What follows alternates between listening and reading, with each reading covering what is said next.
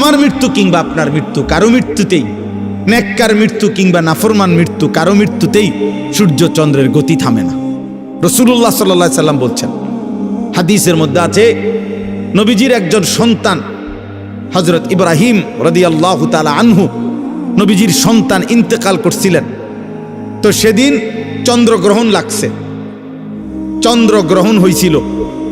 তো সাহাবারা কেউ কেউ মন্তব্য বা কেউ কেউ বলছে নিশ্চয় নবীজির সন্তানের বিরহে চন্দ্রগ্রহণ লাগছে। তখন আল্লাহর নবী সাল্লাল্লাহু আলাইহি ওয়াসাল্লাম তৎক্ষণাৎ সাহাবায়ে কেরামকে মসজিদের মধ্যে জমা করে নবীজি খুতবা দিয়া বলছে যে আল্লাহর কসম সাহাবারা শুনো, নিশ্চয়ই কারো মৃত্যুতে সূর্যগ্রহণ কিংবা চন্দ্রগ্রহণ হয় না, হয় না, বরং সেটা আল্লাহ তাআলার কুদরতি নিজাম, আল্লাহ তাআলার কুদরতি নিজাম। সব কিছু আল্লাহ তাআলা তার ধারাবাহিক নিজামে আল্লাহ তাআলাই চালাচ্ছেন। এজন্য আজকে আমার প্রথম কথা এটা যে কবরবাসীদের মাগফিরাত কামনায় মাহফিল, ধরে নেন কবরবাসীদের কথা মনে পড়েন, ওনাদেরও অনেক স্বপ্ন আকাঙ্ক্ষা পরিকল্পনা ছিল। ব্যস্ততম এই দুনিয়ায় ওনারাও